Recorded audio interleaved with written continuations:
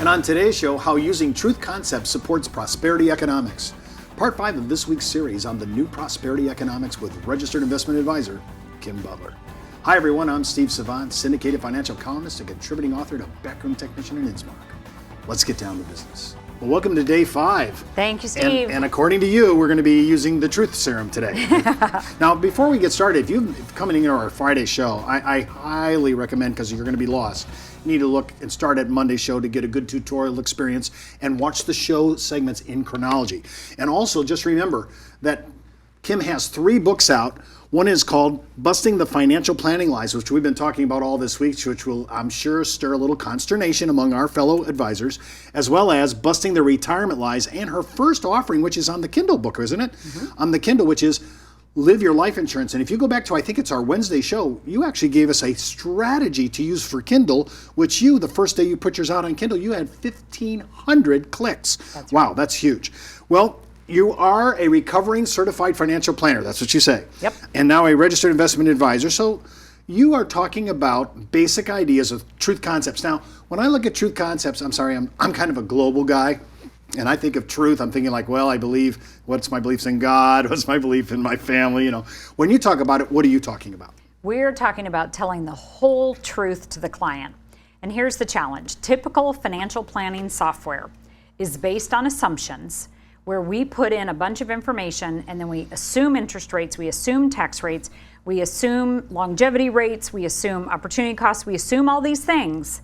And then we spit out this thing called a financial plan, which is supposed to tell the client how the next 30 years of their money is going to work.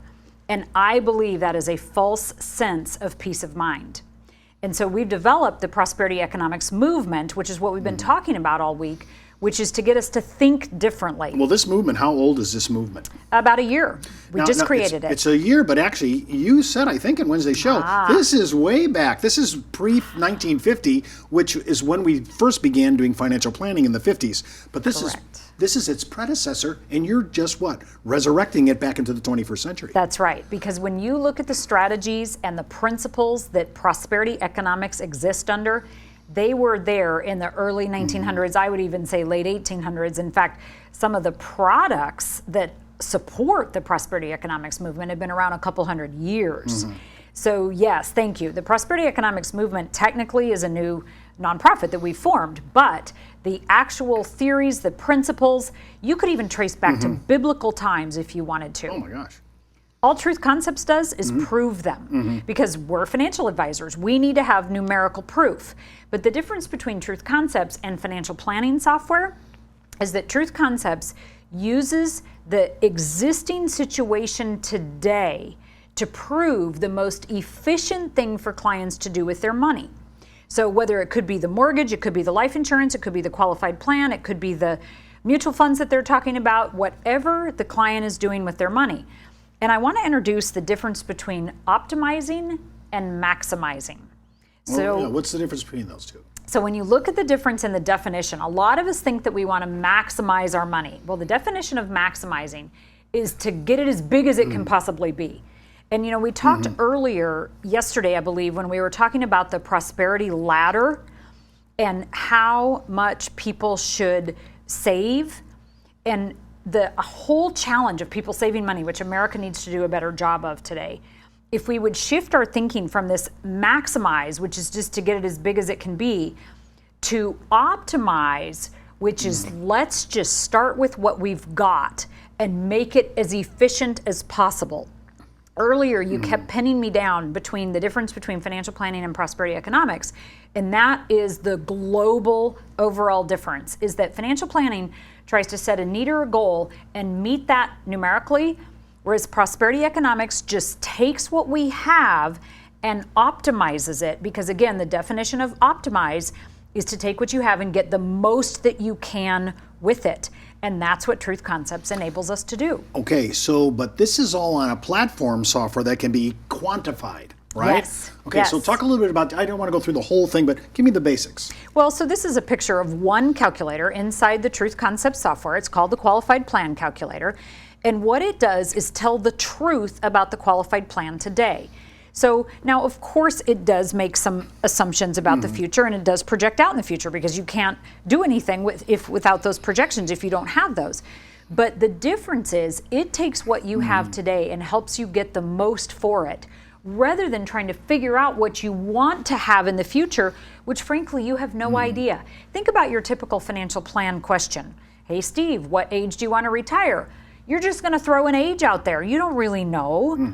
And so then we plan everything towards this age when it has nothing to do with anything.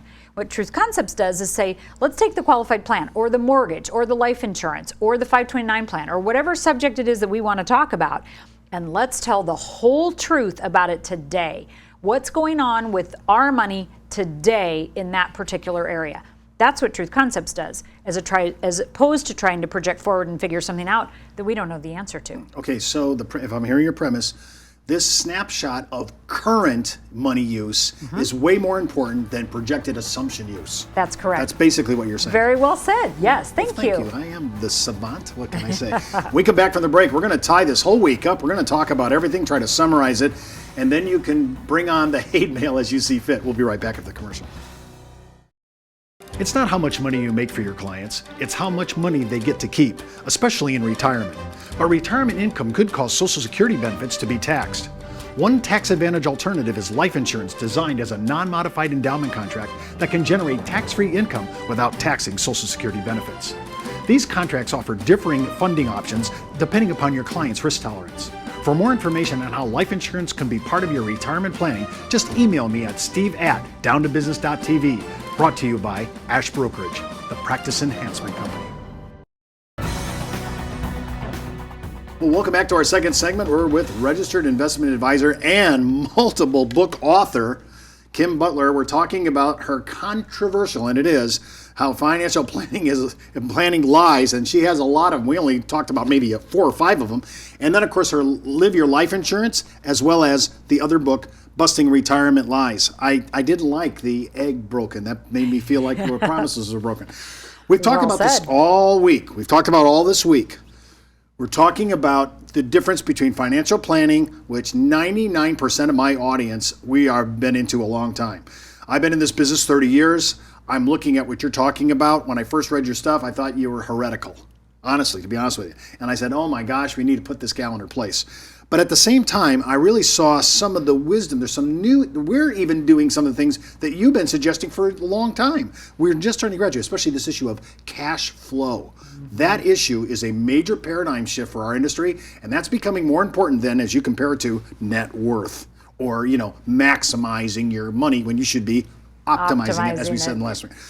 Now, talk to me about, let's say we're going to say you have people listening and they're saying, I don't know if I believe what you said this whole week. I've watched every show, but I'm open to listening to you in a little more depth. I know you do seminars.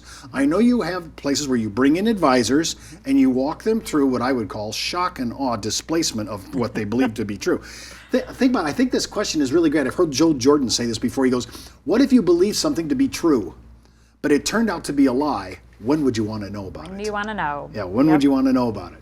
Well, I guess we want to know about it. Okay. So I went through it also. I went through the transition of having to drop my certified financial planner designation, disprove everything that I had been taught and that I'd been telling clients. And the way to go through it is to first get the concept down. Actually, let's back up. You said it well first. You got to be open-minded. If you're open-minded, then get the concept down. And I think the concept is best gotten down with the books. So they're there for you. And at the bottom of the screen, we have a URL where you can get 100 pages free on the Busting Financial Planning Lies books. This book right here. So if that's of interest to you, grab the 100 pages, get through the concept. If you like the rest of the book, then go to that as well.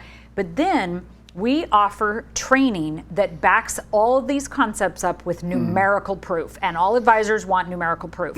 So at truthconcepts.com, we have available both online and live training where people can come and experience the full truth, the whole truth about their money, looked at from an optimized versus maximized standpoint, that proves out all of these things that prosperity economics preaches. And as you said in our earlier shows, prosperity economics has been around 100, 200 years.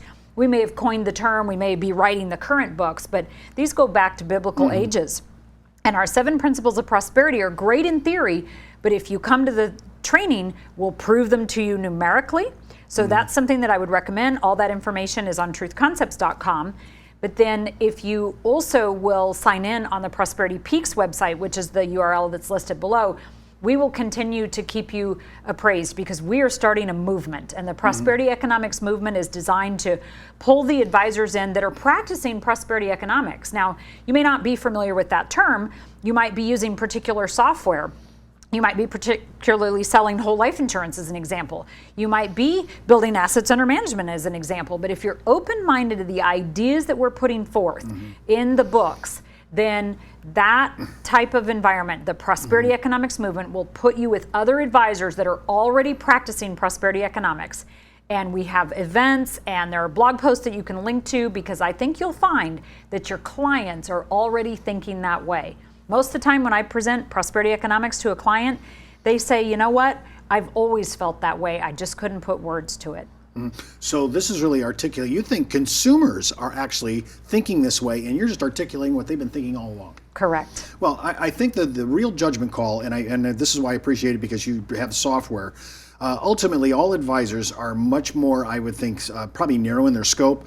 You can be holistic, but does the math still work? So that's going to be a quantification issue that you're going to have to come up with to really show, hey, this actually works. Now, you've done this several times. You've had major detractors. I mean, you've had people that, hey, take you on. I don't know how open-minded they are, right? But I want to be open-minded for especially if the end game math works. If I have more money, if it's optimized, if I'm using it in the way I want to do it, I'm into that being open. Now, you're doing, I think you're doing in our city, you're doing a seminar. What are they going to see? What are they going to see in this session? So at the Prosperity Economics Summit, which is the next 3 days at the Phoenician, we are going to espouse the principles. So we're going to go over the 7 principles of prosperity, which we covered yesterday. We're going to talk about the prosperity ladder, and we're going to go over the products that everybody uses. The products that are out there, the same products that are all available to all of us. It's the strategies we use that are the difference. So we're going to talk about things like what you do with your whole life insurance policy, what you do with your savings account, what you do with your mutual funds, what you do with your qualified plan, what you do with the 529 plan. It's the strategies that we use that set us apart, not the products that people buy. I just had an epiphany of economic proportions. Basically, you're saying you cannot set it and forget it. Correct. I mean, that's what you're saying. I can't set it and forget it. Doesn't work. Well, that's all the time we have for this week's show. Remember, before moving forward with any of the ideas on our show, always consult your tax advisor, legal counsel, or your broker-dealer compliance officer. Miss an episode? Just hop out to our video archives. And remember, you could be wiser as an educated advisor. I'm Steve Savant. We'll see you next week.